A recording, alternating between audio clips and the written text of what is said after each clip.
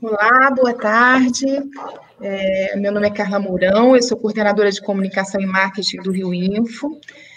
Estamos hoje aqui para apresentar a mesa redonda Reprogramando Realidades, Inclusão e Profissionalização Digital.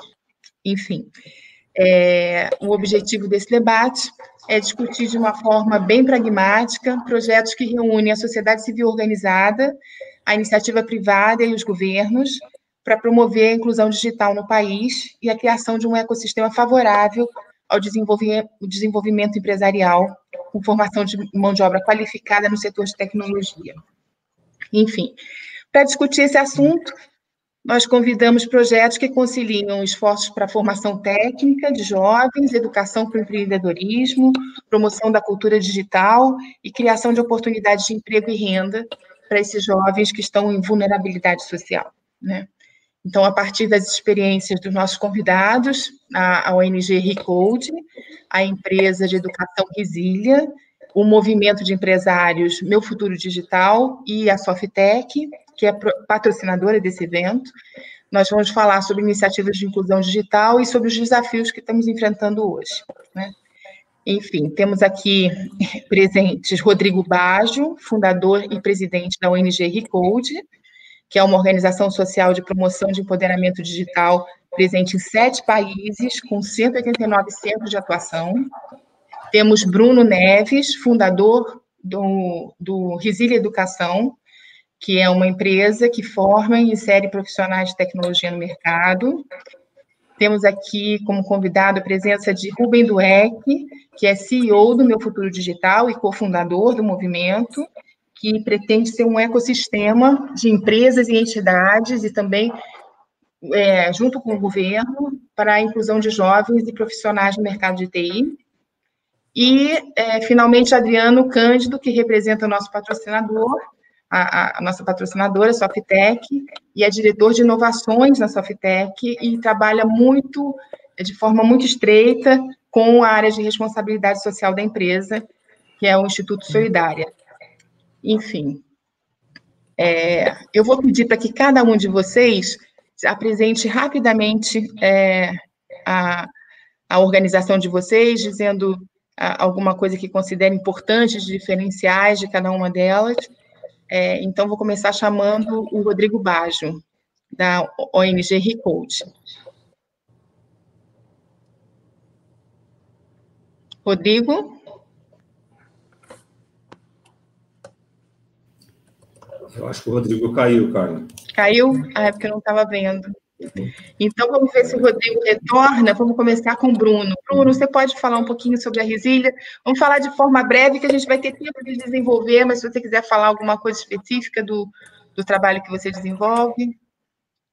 Claro, vamos lá. Eu acho que a gente vai conversar bastante sobre a Resília hoje aqui, mas certamente eu posso fazer uma apresentação rápida. Então, primeiro, obrigado, Carla, né, ao Info Rio pelo convite. Super prazer estar aqui no meio de tanta gente fera falando da Resília assim. Em suma, o que a gente faz na Resília é criar uma alternativa, né, mais rápida, mais acessível e mais eficiente para conectar os jovens direto ao mercado de trabalho. Então, a nossa leitura é que, principalmente para os jovens de baixa renda, existe uma maneira um pouco melhor do que você simplesmente ir direto para o ensino superior. O que a gente está fazendo na Resília é invertendo a pirâmide educacional e colocando o seguinte: ao invés de você do jovem ficar 4 ou 5 anos estudando, tendo que trabalhar num subemprego, eventualmente pegando uma dívida para estar numa faculdade e eventualmente se formar, né, e aí entrar no mercado de trabalho, o que a gente propõe aqui é fazer um curso intensivo com ele, em que a gente vai estar ensinando principalmente hábitos e comportamentos voltados para a área de tecnologia, junto, obviamente, com a parte técnica. E aí, uma vez que eles terminam esse curso, que dura 6 meses, a gente conecta eles, né, com empresas parceiras e eles passam a trabalhar nas empresas, nas áreas, né, que eles querem trabalhar. E aí, com a graninha deles, eles podem ir lá e fazer o ensino superior depois com mais calma e já direcionado, né, para o trabalho que eles estão atuando. Então, no limite, o que a gente quer fazer na Resília é conectar mais rápido esses jovens, assim que eles saem do ensino médio, com o mercado de trabalho deles e depois apoiá-los aí na jornada profissional dele. Então, isso aqui que a gente faz no Resília. Ok. Rubem, você quer falar sobre o Meu Futuro Digital e explicar um pouco o que significa esse ecossistema?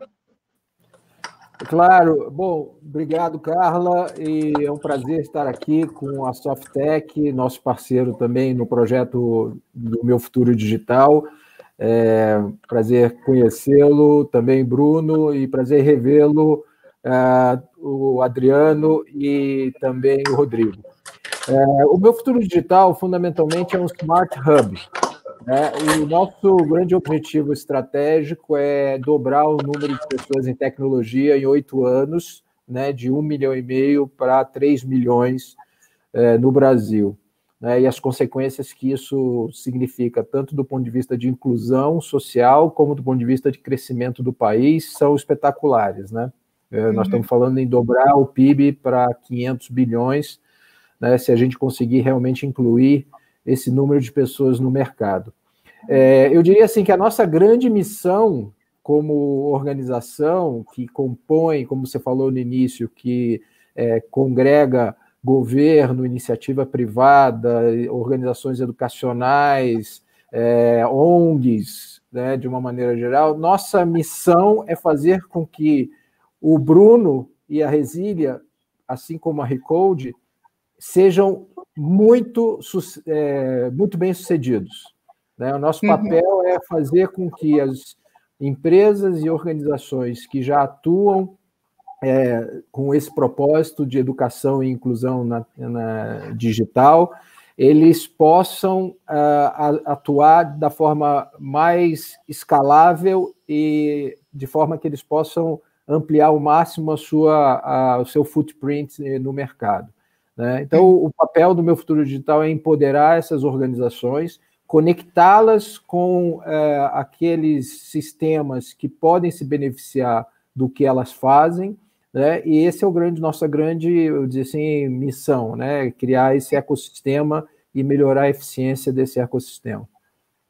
Na verdade, você atua como integrador, de competências que você identifica no mercado. Exatamente. Assim, só para dar um exemplo para você, nós estamos trabalhando num projeto, nós temos um parceiro que é o IMED no Rio Grande do Sul, e nós estamos trabalhando num projeto de ampliação do trabalho deles, que é um programa muito bem-sucedido, chamado Teu Futuro, que foca em jovens do ensino médio, e nós estamos levando esse programa para o Nordeste. Nós estamos conversando com entidades e parceiros e também o governo em algumas regiões, alguns estados do Nordeste, para ver como é que nós conseguimos levar esse programa que é bem sucedido. E a ideia é exatamente essa, é conectar o Brasil todo com essas iniciativas bem sucedidas. Identificar boas práticas e multiplicar, É bem interessante essa abordagem, bem interessante. Exatamente. Eu ia chamar o Rodrigo, antes de chamar o Adriano, vamos ver se o Rodrigo volta. Rodrigo, tá tudo bem aí com a conexão? Olá, pessoal. Vocês estão me ouvindo? Agora sim, agora sim. Excelente. Então, assim, meu nome é Rodrigo Baggio, da Recode, organização para inclusão digital e empoderamento digital. Estou muito feliz de estar aqui hoje, vocês, falando. O Rodrigo está com algum problema de conexão, Vamos conversar então, Adriano. Rapidamente você apresenta a Softec e o seu papel na diretoria de inovação junto à área de responsabilidade social? Claro. Primeiramente, boa tarde a todos, obrigado pelo convite. Eu também estou muito feliz de estar com esse grupo aqui de peso, a Softec, eu sou Adriano Cândido, estou há 15 anos na Softec. Softec é uma empresa de mercado, tradicional, uma empresa privada, mexicana, que já está há muito tempo no mercado, e com foco em entrega de serviços de tecnologia. E aí, contando um pouquinho da nossa história, o porquê que nós estamos aqui, a gente também tem uma área chamada Fundação Solidária, uma área de responsabilidade social, onde nos últimos 2, 3 anos a gente temos remodelado muito esse modelo de atuação, justamente conectando um pouco dos objetivos, né, que nossos colegas aqui comentaram, né? A gente sabe aí, existem vários estudos, até 2025, a maioria das profissões hoje vão ser reconfiguradas, né? Ou seja, vão ser adaptadas, vão evoluir, mudar, né? E nós temos dois papéis, né? Nós, como organização privada, primeiro, a gente está inserido nisso, porque nós somos uma empresa de tecnologia, então, muito do que a gente demanda do mercado hoje, que a gente necessita, nossa matéria-prima são pessoas, né? Pessoas qualificadas, no entorno onde a gente opera, né? Então, é uma necessidade para a gente, como negócio, né? Ter atenção a esse tema, né? E o segundo ponto importante, né? É justamente na Fundação Solidária, como que a gente, com esse conhecimento, com essa competência, né? A gente se conecta com nossos parceiros que estão aqui, mas também a gente apoia na difusão desse conhecimento, né? Então, ajudando na parte social, sim, né? Na segurança social, mas levando também a nossa experiência da tecnologia. Então, hoje, muitas inovações, né, muitos projetos tecnológicos que a gente vê falar nas organizações privadas, segmentos em geral, mas também a gente, com essa experiência, a Fundação Solidária também leva, através desse mecanismo, o conhecimento de tecnologia, né, e de como impactar os negócios solidários também. Tá? Então, esse é o nosso objetivo, né?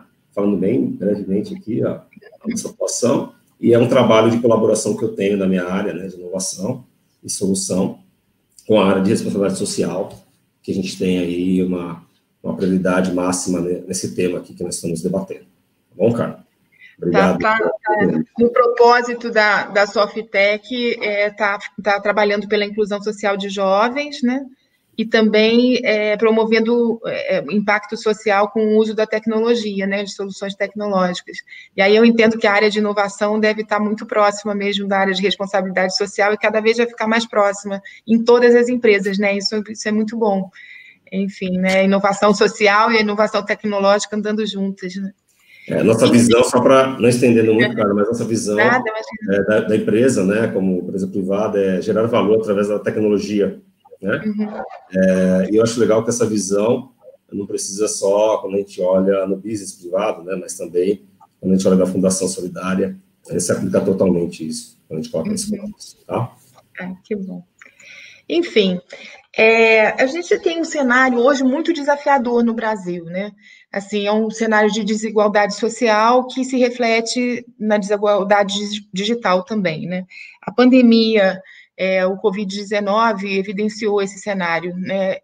Enfim, e trouxe muitos desafios para a educação no Brasil, né? Hoje são 53 milhões de estudantes afastados da escola, em função do isolamento social, desde a educação básica até o ensino superior, e a necessidade de instituir práticas de educação à distância trouxe à tona esse apartheid digital que a gente vive, né? De acordo com pesquisas recentes do CETIC, do Centro Regional de Estudos para o Desenvolvimento da Sociedade da Informação, que é ligado ao Comitê Gestor da Internet no Brasil, nas classes A e B, 90% das famílias têm computadores e 94% têm acesso à internet. Já essa realidade é bem diferente nas classes D e E, né? Apenas 9% têm computador e 40% têm acesso à internet, mas a gente mapeia também que esse acesso à internet se dá através de aparelhos celulares de baixo desempenho e com uma conexão de baixa qualidade. Então, existe aí um desafio muito grande de conectividade, né, e de acesso ao equipamento, que eu imagino que seja um desafio grande para esse trabalho de vocês, né? E essa realidade que afetou e deixou muito claro esse cenário, né, na questão do engajamento escolar durante a pandemia, afeta diretamente também a possibilidade de desenvolvimento pessoal, de empregabilidade, de acesso ao conhecimento, né, de mobilidade social da população de baixa renda, né? Enfim, por outro lado, a gente tem essa desigualdade social toda, essa desigualdade digital, mas, por outro lado, a gente também tem outras pesquisas que trazem números interessantes, né, para a gente refletir como, às vezes, o Brasil é um país que surpreende de um lado e de outro, né? Numa pesquisa recente da Fundação Getúlio Vargas de São Paulo, do ano passado, se estimou 420 milhões de aparelhos digitais ativos no país, isso em maio do ano passado, né? Hoje já deve ser mais, incluindo smartphones, computadores, notebooks, tablets, enfim. Então, assim, são praticamente 2 dispositivos digitais por habitante, né? Obviamente, isso deve estar concentrado na classe A e B também, uma quantidade maior, mas isso demonstra uma certa vocação, né, do brasileiro, uma adesão do brasileiro à tecnologia, e o brasileiro, esse povo criativo que assim, tem certamente uma vocação enorme para a inovação e para o empreendedorismo, né? E isso, assim, isso é um terreno fértil para ações de inclusão social, de inclusão digital, né? No sentido de que a gente tem uma vocação, uma tendência à adesão à tecnologia, né? Embora muitos estejam apartados ainda dela. E também tem uma pesquisa recente do Google que tem um dado interessante, que entre aqueles que conseguem se conectar, que têm acesso à conectividade, o brasileiro é um dos povos mais engajados na internet no mundo. 85% dos usuários brasileiros, eles se conectam à web diariamente, né? E em 3 horas a mais do que a média global. A média global de horas por dia na conexão com a internet é de 6 horas e meia, e o brasileiro de 9 horas e 30 minutos, né? Então, essa pesquisa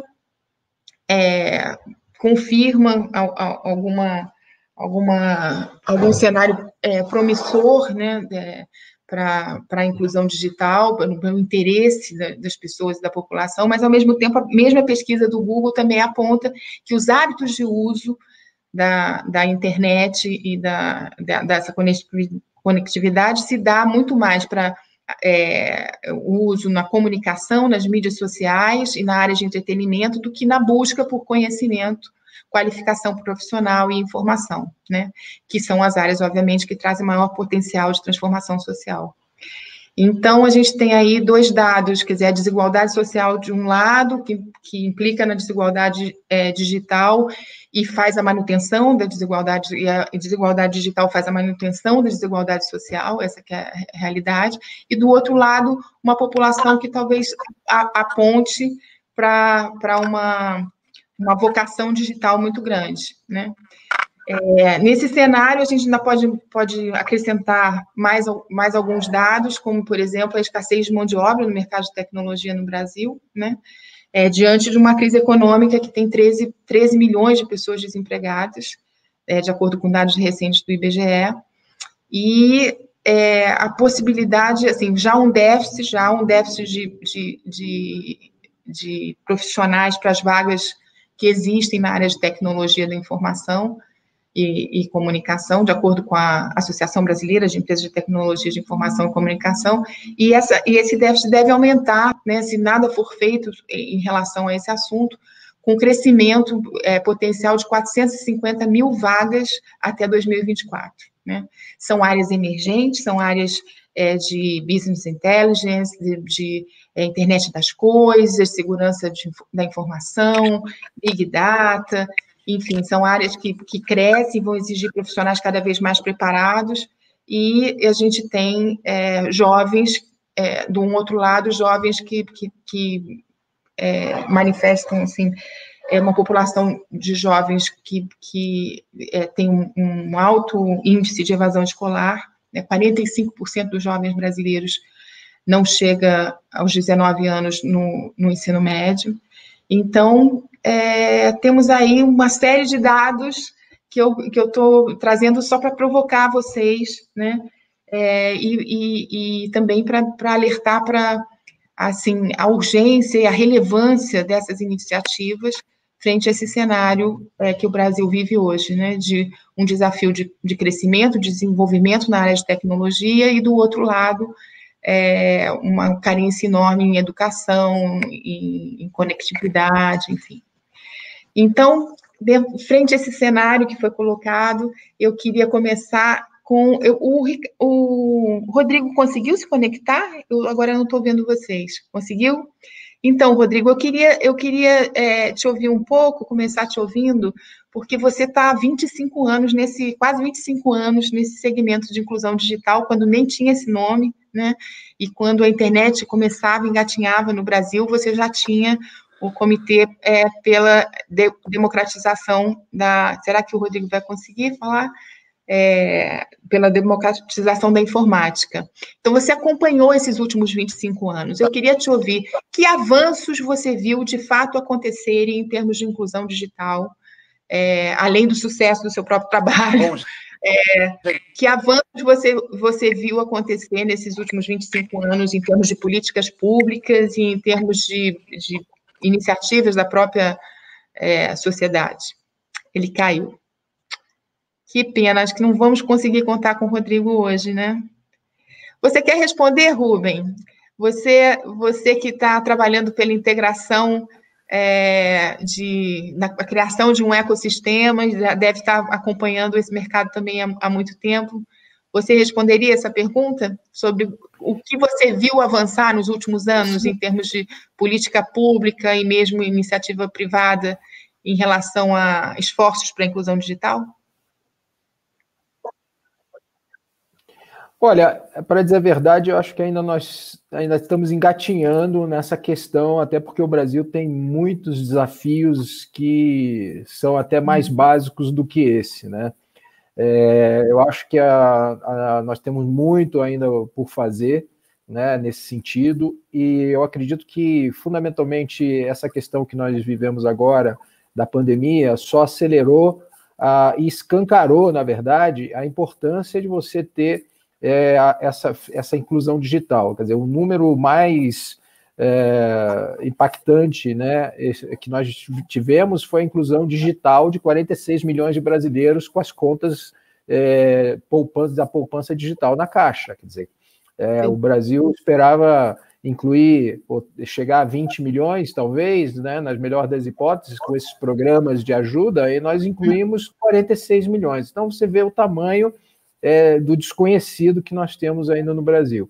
Existem, naturalmente, iniciativas pontuais, iniciativas bem-sucedidas, né, que podem, que nos dão, vamos dizer assim, uma esperança de que esse seja o caminho, né, que pode ser ampliado para outras iniciativas. Mas esse é justamente o papel do nosso movimento, que é justamente identificar essas iniciativas, sejam públicas, sejam privadas, bem-sucedidas, e transformá-las, né, e ampliá-las e criar uma exponencialidade e uma escalabilidade na sua utilização, né? Então, eu acho que a gente evoluiu, mas nós temos desafios muito abrangentes. Quer dizer, quando você fala de jovens que não estão no mercado de trabalho, que não completam o ensino médio, porque tem a necessidade, fundamentalmente, de levar, né, o pão para casa, né, ajudar a família, e até porque não vem perspectiva nenhuma, né, ou razão para estar estudando e continuar o ensino médio. Então, acho que se a gente tivesse que apostar em algumas dessas iniciativas, eu acredito que seriam iniciativas que estão conectadas à transformação do ensino médio e a ampliação do ensino médio para o ensino profissionalizante, e permitindo que esses jovens que estão no ensino médio possam encontrar um caminho profissional ainda nessa faixa etária, né, com programas como o Jovem Aprendiz, e que poderiam ser ampliados, inclusive, para outros tamanhos de empresas, né?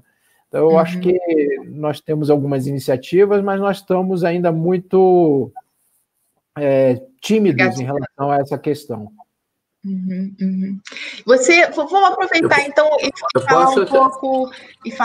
e falar um pouco do movimento Meu Futuro Digital.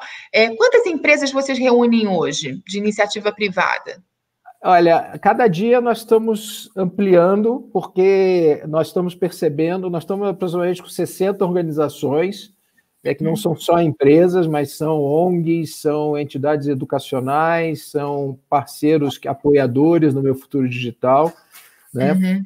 Isso cresce diariamente, porque a gente percebeu que nós estamos preenchendo um espaço que existe no mercado, que é justamente o espaço da articulação e da criação desse conceito de Smart Hub, né? Nesse conceito de Smart Hub, é um conceito que, fundamentalmente, o objetivo é criar uma conexão lógica entre essas diversas organizações, de maneira que a gente consiga, como eu disse no início, alavancar o trabalho de cada uma delas, né? Então, a gente tem empresas educacionais, parceiros como a Digital Innovation One, e a gente pode falar de alguns exemplos de conexão que a gente vem fazendo em torno do que a gente chama de jornada de valor do jovem, né?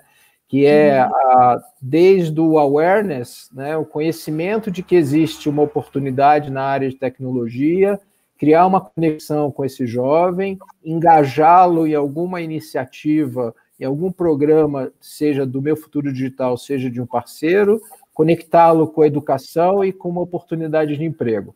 Então, a gente estabeleceu em torno desse backbone, que basicamente é o nosso, vamos dizer assim, estrutura de trabalho, as parcerias. Então, a gente tem parceiros na área de comunicação, parceiros na área de engajamento, parceiros na área de educação.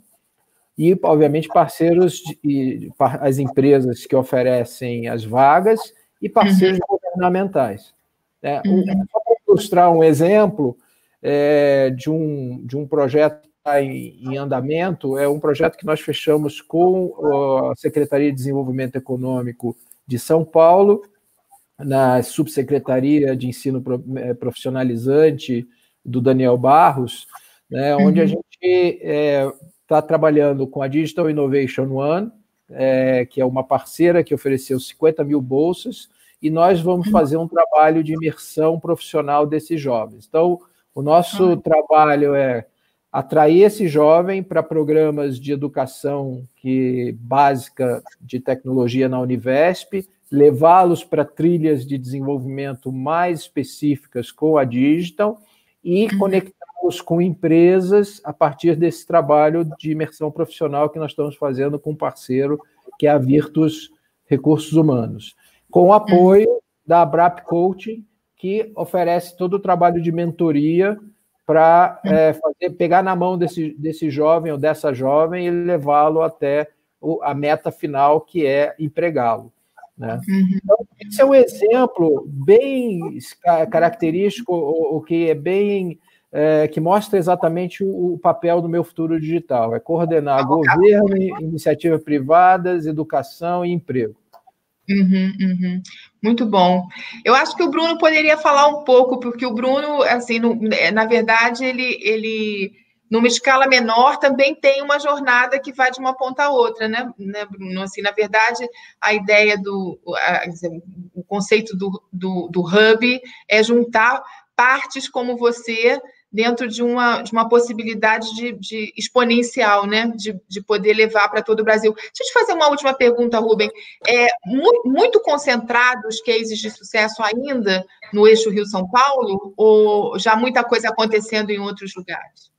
Olha, nós começamos naturalmente em São Paulo e as conexões que a gente tem localmente, mas, na verdade, hoje a gente já tem 4 projetos fora do eixo Rio-São Paulo. Nós temos esse programa de trabalho com o IMED, que eu comentei anteriormente.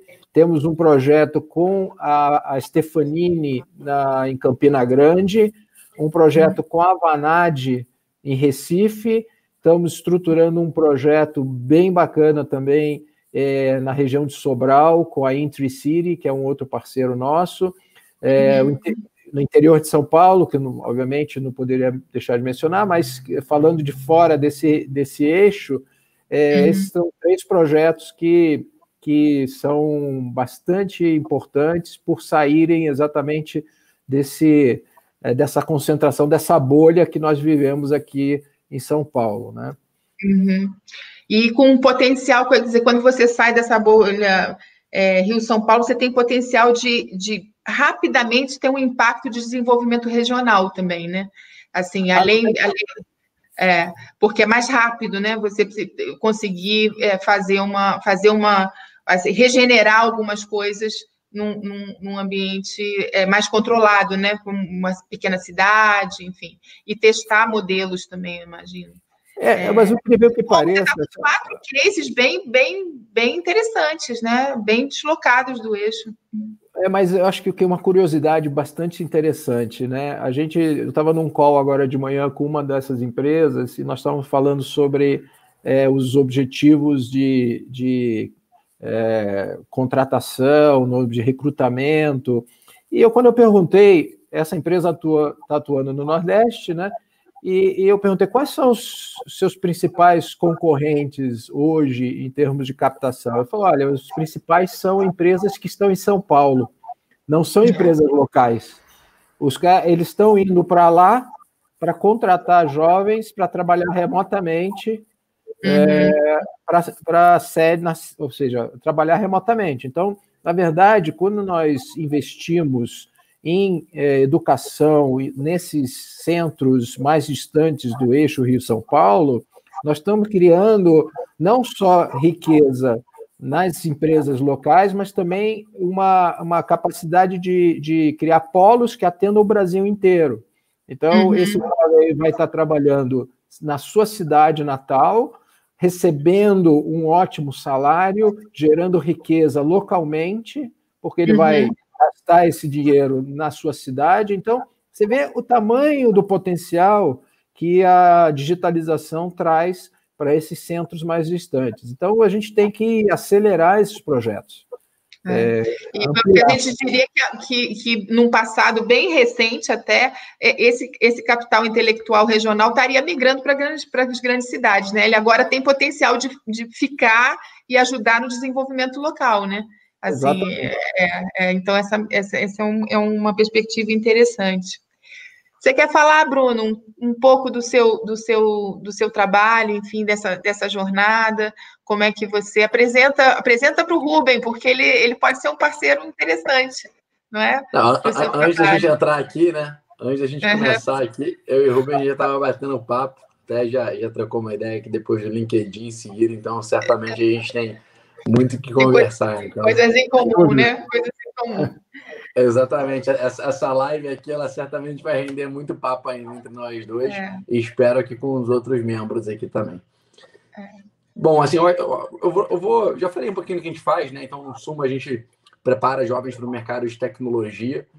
Mas eu acho legal, assim, duas coisas. Um, eu queria complementar esse ponto final que o Rubem colocou aqui, em relação a São Paulo concentrar, né? Então, trazer um pouco de número aí.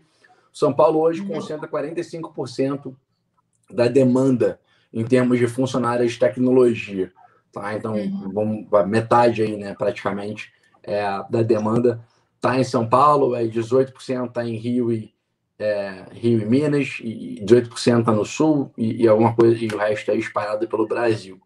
Então, você vê que ainda é muito concentrado, e a consequência é que mesmo de trabalho remoto acontece isso, né? O São Paulo ainda vai canibalizar em outros lugares remotos, o que não é ruim, né? E aí eu estou falando até como empresa carioca aqui, eu brinquei com o Rubem no início, a gente assim como, né, vocês, nós somos cariocas bairristas aqui, a gente quer levar o nome do Rio para o Brasil e para o mundo, apaixonados pelo Rio.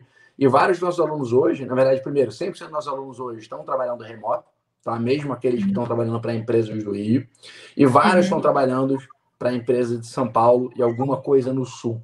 Tá?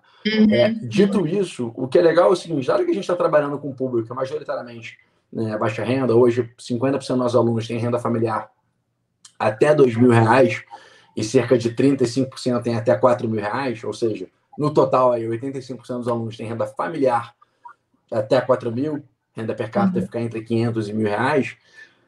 Trabalhar para remoto e trazer renda para o nosso estado não é nada ruim, né? Pelo contrário, essa renda vai ficar aqui e tá muito bom.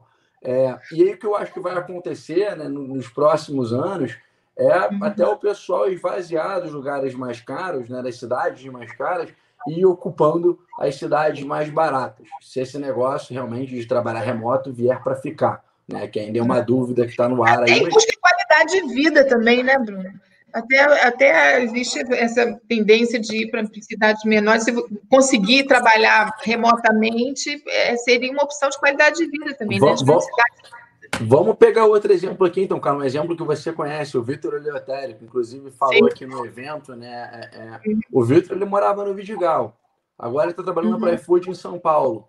Olha, ele saiu do Vidigal e foi morar numa comunidade lá em Guaratiba, que é onde a mãe dele mora. Por quê? Falou, cara, é mais tranquilo, é mais barato, eu consigo morar numa casa maior. Tal. Então, esse movimento ainda está acontecendo numa escala pequena, mas a gente já vê ele acontecendo com alguns alunos. Então, tem aluno nosso também que se mudou para Rio das Ostras.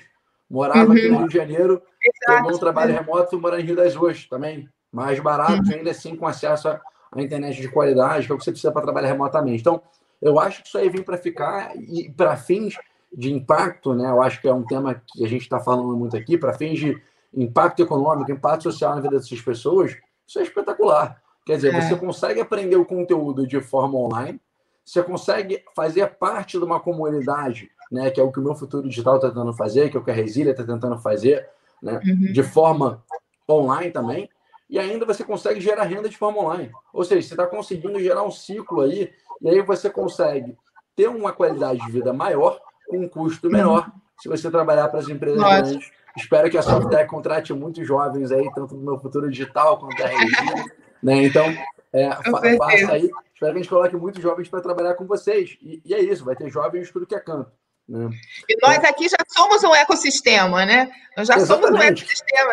Já tem a formação, tem o hub, tem o empregador e tem a comunicação também aqui.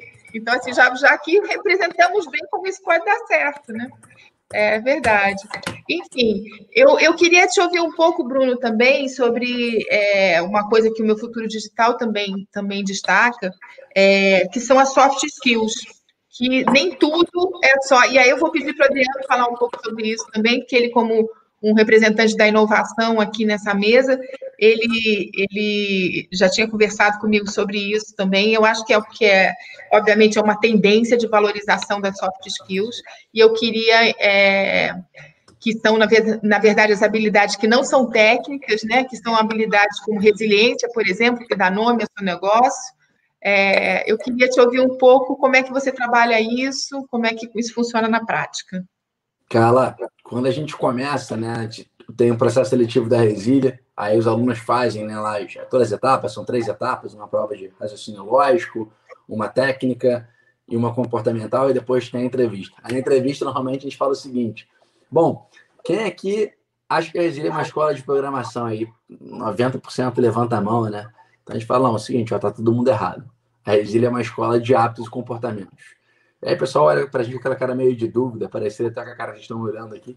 E no final, basicamente, é o seguinte, né? O que a gente está falando para eles.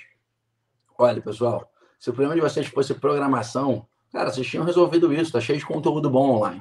Inclusive, a gente manda para os alunos, aqueles que pedem, links de cursos gratuitos que tem. Tem muita coisa boa, do Coursera, no YouTube, Khan Academy, Codeacor. O que não falta é curso bom online. Mas a pergunta é, por que as pessoas não fazem isso? Por que elas não aprendem e conseguem colocar em prática isso? Porque a aprendizagem não é só conteúdo. Né? Conteúdo é uma parte da aprendizagem. Mas você ter apoio pessoal, apoio profissional, fazer algo e não só ler a teoria, mas colocar em prática, né? Você saber para que você está fazendo aquilo, ou seja, você conseguir, né, contextualizar aquele conhecimento e por aí vai. Né? Então, no final dos contos, a gente fala para eles, olha, pessoal, o que a gente vai ensinar para vocês aqui são hábitos e comportamentos de excelência que vocês vão estar utilizando tanto para aprender a programar, quanto ao longo da carreira de vocês. E que é o que a gente entendeu com as empresas. Então, no nosso currículo, a gente conversou com mais de 30 parceiros, entre gerentes de RH, CTOs, CEOs, tech leads, programadores, para conseguir entender o que um jovem, né, precisa aprender para entrar no mercado de trabalho e ser um MVC, que a gente brinca. É o Minimal Viable Candidate, ou seja, o candidato mínimo viável. Né? Que ele vai conseguir entrar na empresa, executar alguma coisa, mas mais importante do que isso, quando o Adriano contratar ele, ele vai seguir se desenvolvendo ao longo do tempo. Então, para resumir em 4 habilidades, tá? Assim, são em 4 habilidades que a gente julga as mais importantes, que a gente trabalha muito aqui. A primeira delas é ter iniciativa. Então, é ensinar os jovens, olha, cara, conteúdo está em tudo que é canto, que não falta conteúdo, só tem que jogar no Google, no Stack Overflow, no GitHub. Você tem que querer resolver o problema, então você tem que ter iniciativa. Segundo ponto é você ser autodidata, né? Aprender sozinho. Tá tudo disponível, mas você tem que ter a rotina de como é que você aprende sozinho. Você tem que ir lá, você tem que ler, você tem que praticar, você tem que errar. Depois você tem que saber trabalhar em equipe. Quer dizer, não importa o quanto de iniciativa que você tenha, não importa o quanto de autodidata você seja, vão ter coisas que você não vai conseguir aprender sozinho, você vai precisar de apoio, né? Então, hoje, quando a gente está falando aqui, nós 4 somos um ecossistema, a gente precisa do apoio um do outro para o negócio funcionar, né? O Adriano precisa do Rubem e do Bruno aqui, formando o pessoal para poder ter jovem para contratar. A Carla precisa de várias empresas de TI para poder fazer um evento sobre tecnologia. E por aí vai. Então, trabalhar em equipe é muito importante. E, por último, obviamente, né, a competência que dá o nome à resília, a resiliência. Né? Então, você vai tentar, você vai ter iniciativa, você vai tentar aprender, você vai falhar, você vai trocar ideia com as pessoas, você vai se frustrar, mas tem que ficar batendo ali. Ter resiliência para conseguir resolver aquele problema. Então, iniciativa, autoaprendizagem, trabalho em equipe, resiliência, são para a gente 4 grandes competências que a gente vem aplicando tanto para eles aprenderem a programar, mas mais importante do que isso, daqui a 2 anos, o que a gente quer ver é ser os nossos resilientes seguindo se desenvolvendo com essas competências que eles aprenderam com a gente. E não só a serem, né, que a gente brinca, pedreiros digital, no sentido de que eles vão estar sempre fazendo aquela mesma coisa, e sim, sempre desenvolvendo, sempre crescendo e fazendo algo diferente.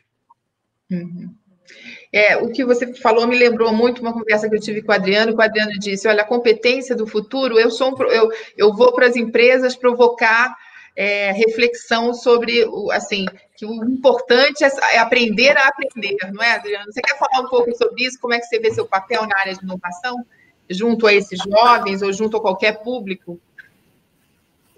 Não, perfeito, cara. Acho que o Bruno e o Rubens falaram tudo aí, né, no cenário, acho que estão bem alinhados. Eu queria até dar um passo atrás bem rápido, um segundo, né? Você perguntou o que evoluiu. Eu acho que só da gente estar aqui, né, com esse grupo, ter o Bruno, né, ter o Rubem trabalhando nessa frente, né? Eu acho que isso já é uma evolução, né?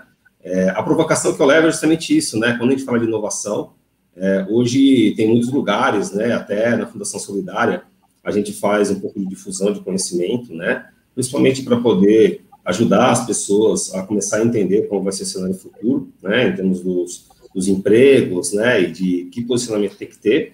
E quando você olha esse sentido, eu sempre brinco com o pessoal, né, é uma brincadeira séria. Hoje não adianta você se agarrar a um conhecimento repetitivo ou técnico. Hoje você precisa primeiro aprender a aprender, né. Então você tem que ter os soft skills, né, que acho que foi muito bem comentado aqui pelo grupo, que é difícil hoje, né, até a inteligência emocional, a forma como a gente vive hoje, exige alto nível de colaboração, está muito difícil, os problemas que a gente resolve hoje no trabalho, né, e na sociedade, dados os temas que nós estamos comentando aqui, são complexos, dificilmente alguém consegue resolver isso sozinho, né, então a colaboração é muito importante, parte de comunicação, então todos os soft skills que a gente já vê muito falar no meio prático, né, das empresas. E eu acho que isso não é só questão para a vida profissional, para a vida pessoal. E quando a gente olha para o outro lado, eu acho que mais do que você conhecer uma tecnologia, né, é você aprender a como você resolver problemas. Então, você vai conhecer uma tecnologia hoje, vai precisar conhecer uma tecnologia amanhã. Tem um estudo, né, até, inclusive, de um material que eu uso aqui da Linda Grayton, né, que é uma educadora também, uma referência também, que faz pesquisas nesse assunto, que fala, né, 80% dos empregos serão reconfigurados aí até 2025, né? Por volta disso, né? A gente sabe que pesquisas para o futuro é sempre difícil acertar, mas se é 80%, se é 50%, se é 70%, a gente sabe que isso já está acontecendo, né? Então, é muito importante isso, né? Acho que, de uma maneira, os jovens de hoje estarem preparados, né? Para justamente ter essa resiliência, ter esse dinamismo. O último ponto aqui, né? Desse ponto de aprender a aprender, eu acho que a gente fala muito da questão do governo, né, do papel de tudo isso, né, eu acho, sim, importante, não vou tirar nenhum peso dessa responsabilidade deles, mas eu acho que as empresas privadas também têm que assumir sua responsabilidade, né. Hoje, você vê empresas com alto nível de automação, mas que não têm profissionais que consigam operar aquilo ou crescer. Você vê empresas de tecnologia, né, como a própria que eu trabalho, sempre com muitas vagas no mercado, vocês veem aí notícias, a empresa tal está com 100 vagas, 500 vagas, 1000 vagas, né? Quantas vagas existem no mercado, né? E, por outro lado, você tem um desemprego grande. A Softec, em 2017, a gente fez também uma iniciativa bacana, né? A gente, em Fortaleza, em parceria com o governo, né, com a prefeitura, a gente abriu o nosso centro, né, de entrega, né, de serviços ali, nós fizemos uma formação de mais de 1.000 jovens, né? E desses 1.000 jovens, a gente selecionou os 200 que tinham uma performance mais adequada nos treinamentos e contratamos, né? Então, mais do que investir só para habilitar, a gente contratou essas pessoas. Hoje, nosso centro de entrega é formado por pessoas, a grande maioria, capacitadas por nós mesmos no mercado. E quando a gente treina 1.000 pessoas, né, às vezes alguns clientes, algumas pessoas perguntam, por que você treina 1.000 pessoas, você precisa de 200, né? É porque no final, acho que, não sei se foi o Bruno, alguém comentou, a gente acaba concorrendo entre nós mesmos, né? A nossa empresa de tecnologia. Então, quando a gente forma 1.000, a gente ingressa 200, que é o que a gente precisava na época, mas tem mais 800 para o mercado, né? E as outras empresas também estão precisando disso. Então, é importante que as empresas privadas, né, acho que cada um entenda também seu papel nessa reconfiguração de emprego, nessa reconfiguração da sociedade, e até o home office, né? Hoje eu brinco aqui dentro e falo, poxa, a gente tem algumas capacidades que são difíceis, né, de encontrar. E você fica no mercado de São Paulo, Rio, que é onde estão as maiores de tecnologia, Minas ou Sul. Hoje, com o home office, eu posso ter uma pessoa super bem capacitada, treinada, né? Hoje, no interior, sei lá, de Fortaleza, eu posso ter em Amazonas, qualquer lugar, eu não tenho mais limites físicos, né? Então, eu acho que algumas questões até do Covid trazem algumas reflexões importantes, né? De como a gente capitaliza, né, esse conhecimento, como a gente difunde isso, e como as empresas também privadas, né? Não só os órgãos públicos, que a gente sabe que demora um pouco, né, para tomar algumas ações, mas nós, como empresas privadas, também reagimos, né? Vamos dizer assim, né? Então... Você acha, o Adriano, que é lógico que o home office foi mandatório nesse período da pandemia, mas antes ainda existia muita resistência, né, em relação ao home office. Você acha que, de fato, essa mudança cultural aconteceu para ficar? Ou ainda as empresas... Você que está vivendo, né, assim, nesse ambiente de inovação, de muita troca com outras empresas, você percebe que existe, de fato, agora uma tendência a adotar isso definitivamente? Eu acho que é aquela questão da democratização da tecnologia, né? Depende um pouquinho do contexto que a gente olha, né? Quando a gente olha empresas de tecnologias, né? A gente já viu o Facebook, o Twitter, várias empresas já declarando que não voltam mais, que vão ficar home office, né? Mas a gente também tem que entender que cada empresa, cada comunidade, cada pessoa tem esse momento, né?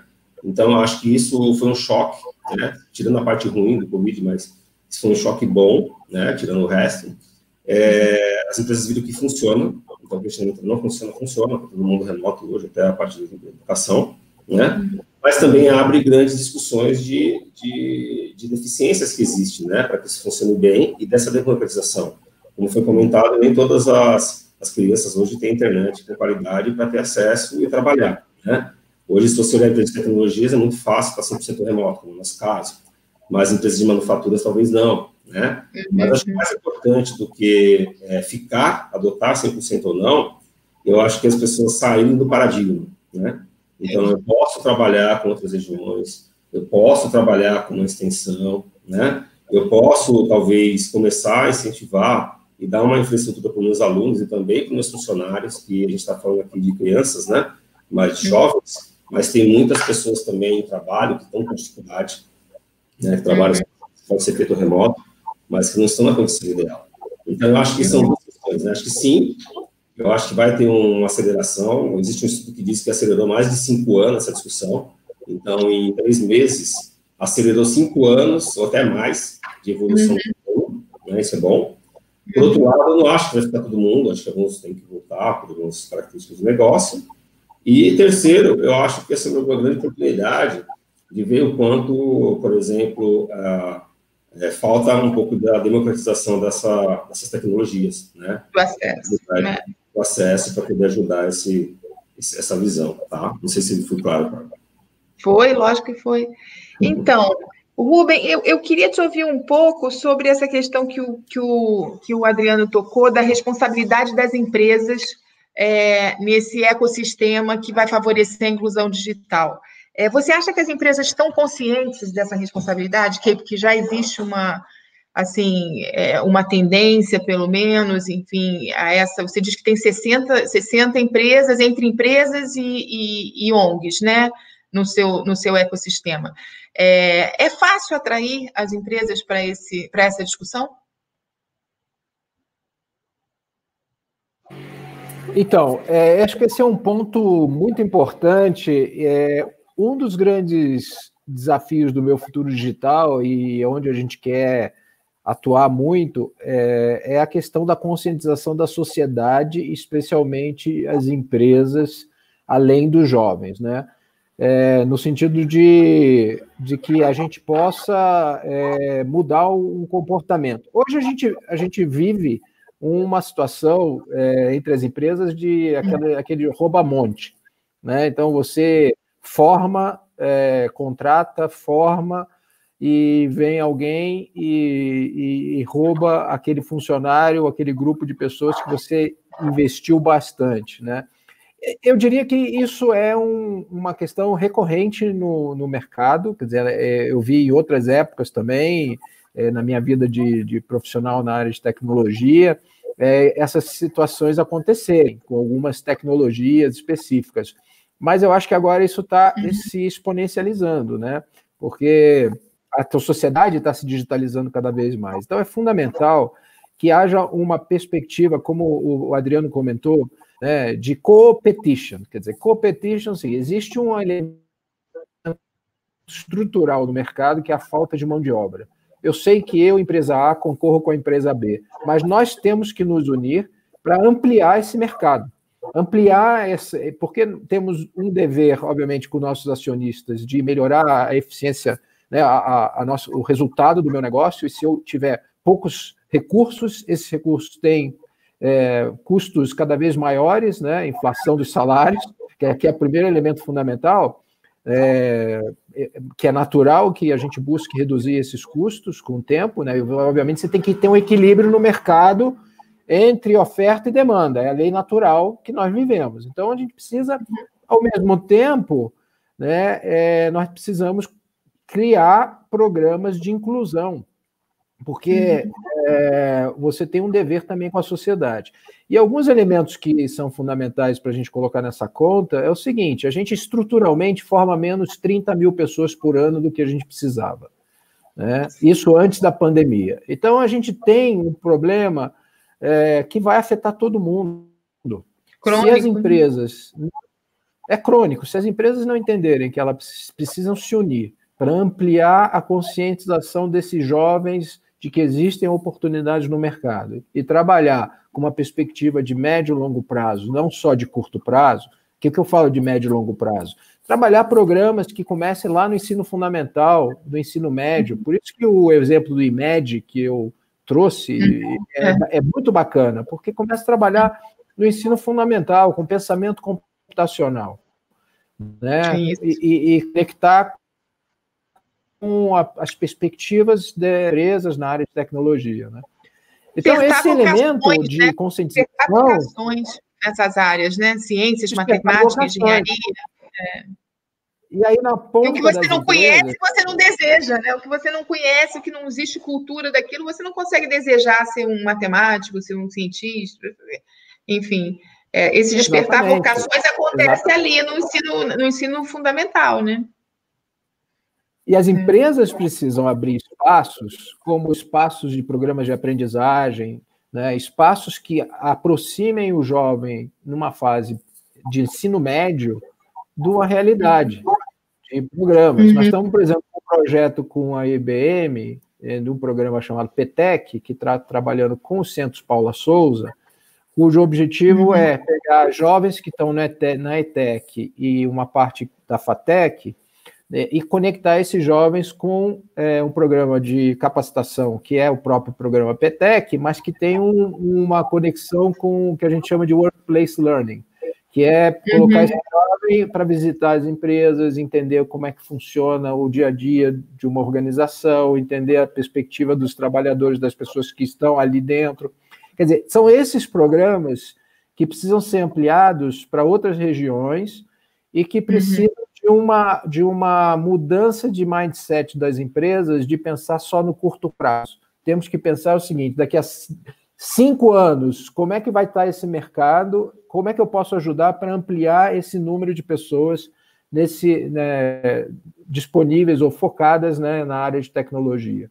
Essa é uma mudança importante de conscientização. Né? E é uma relação ganha-ganha, né? Porque para as empresas se elas não tiverem mão de obra qualificada, né? Então, assim, você desenvolve o país, inclui pessoas socialmente e resolve também o seu problema. Aí a gente fala um pouco da questão do investimento de impacto social, né? Que ele visa retorno, né? Assim, na verdade, assim, é um investimento no humano, né? No capital humano, que visa retorno para a sociedade como um todo, né? Sem dúvida.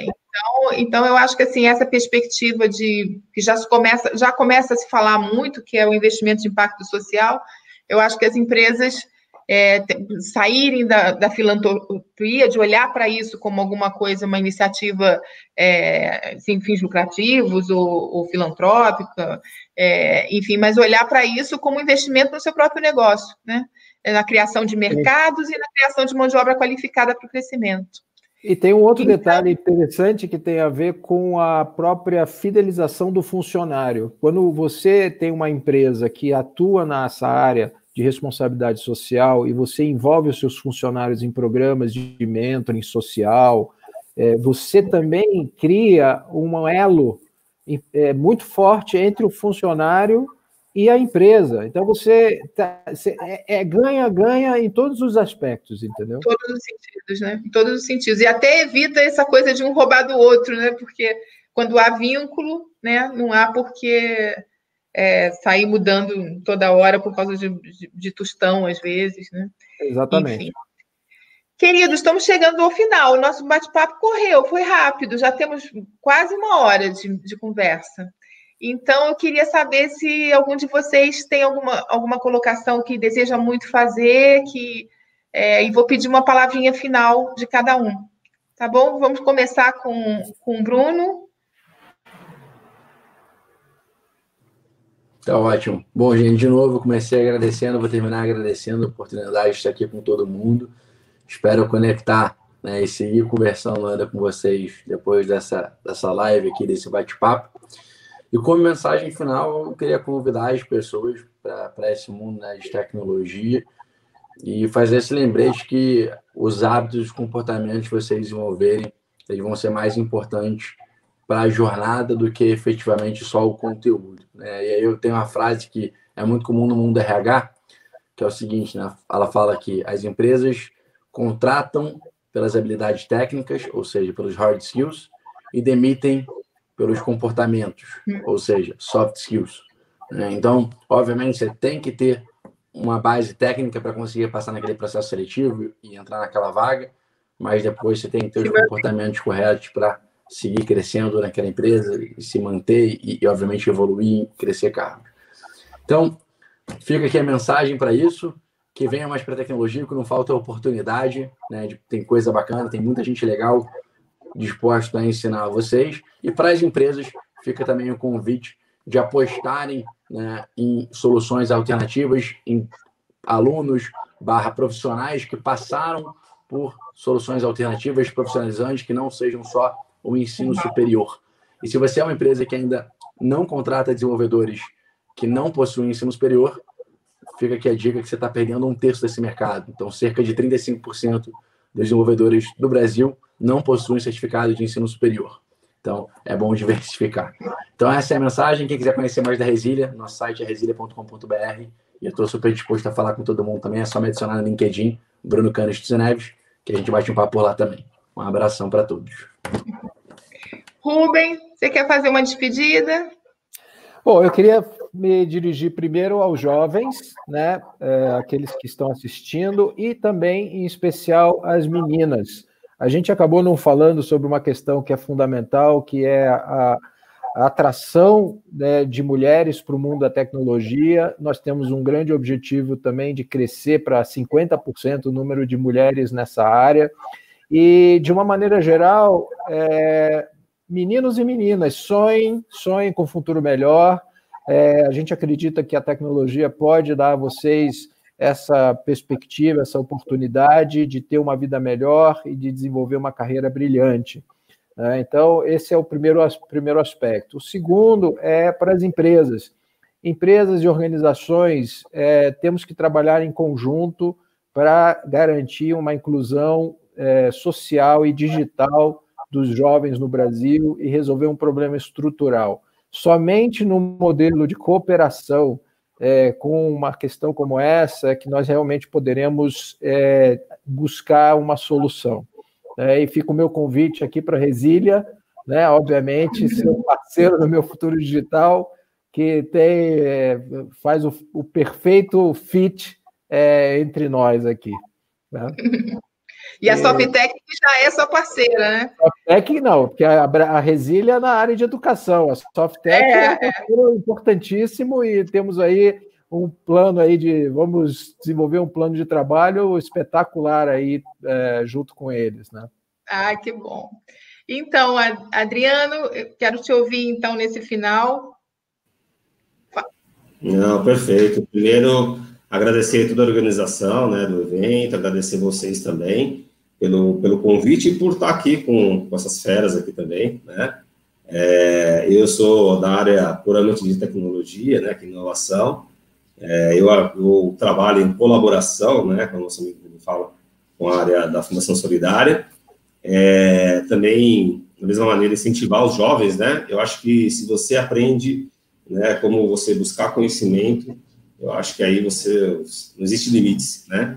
Então, principalmente essa visão, né? Convidar também as empresas, né, que estão escutando, as empresas privadas, os executivos, né? Acho que a continuidade dos nossos negócios, né, negócio das empresas e do país depende também, né, desses jovens, desenvolvimento dessas capacidades, né? E, por fim, pessoal, me colocar também à disposição, tá bom? Tanto estou também no LinkedIn, né? Meu nome está aí na tela, então vocês podem consultar. A gente está sempre integrado aí nos hubs, nas conexões, nas palestras, nas colaborações, tá? E sucesso para todos nós, né? Estamos passando um momento único aí, né? Pelo menos recente aí na humanidade. Acho que a gente tem muita coisa para repensar, né? Vamos aproveitar aí esse momento forçado, né? Ninguém escolheu, mas que a gente pense aí como a gente pode evoluir, tá certo? Obrigado, pessoal. Então, eu vou terminar dizendo que eu lamento que o Rodrigo não tenha conseguido acompanhar aqui com a gente, que eu estou muito feliz com essa conversa, principalmente de ver que tudo está se organizando em rede, né? Então, assim, isso eu acho que é uma tendência assim, que veio para ficar, essa questão das pessoas entenderem que precisam colaborar. Acho que já era alguma coisa que estava acontecendo, que também vai se acelerar muito depois desse choque da pandemia. E, assim, eu acho que é isso. Acho que a gente dando as mãos, criando redes poderosas, com capacidades múltiplas, numa iniciativa conjunta que dê conta de transformar realidades. Então, vamos lá. Vamos. Eu vou torcer para que a gente consiga estar junto de novo e que a gente consiga também levar a Semana de Inclusão Digital que aconteceu no Instagram, teve uma repercussão muito bacana, com muitos comentários, inclusive de jovens, que devem até ter acessado o Bruno e o Rodrigo. Assim, eu fiquei muito feliz com o resultado no Instagram também. Assim, lógico que aqui é um espaço mais nobre dentro do evento e tudo, mas eu acho que para a gente conversar com o jovem, o Instagram mostrou a sua potência. Então, tomara que a gente consiga continuar e fazer pelo menos uma vez por mês uma semana de inclusão digital com projetos diferentes, dando notícias do que está acontecendo no meu futuro digital, contando história, porque eu acho que o que faz, na verdade, o jovem se engajar é isso, é sempre uma história bonita, alguém que conseguiu, como é o caso do Vitor, que é um aluno do Bruno, que eu entrevistei, conversei com ele, enfim. Então, acho que a gente tem muitas histórias para contar e tomara que a gente consiga dar continuidade a isso. Tá bom? Bom estar com vocês, obrigada por tudo. Tchau, foi um prazer. Foi um prazer, Rubem, prazer, querido. Obrigado, pessoal. Sucesso a todos. Obrigada, Adriano, obrigada, Bruno. Tchau, um abraço. Tchau, boa tarde.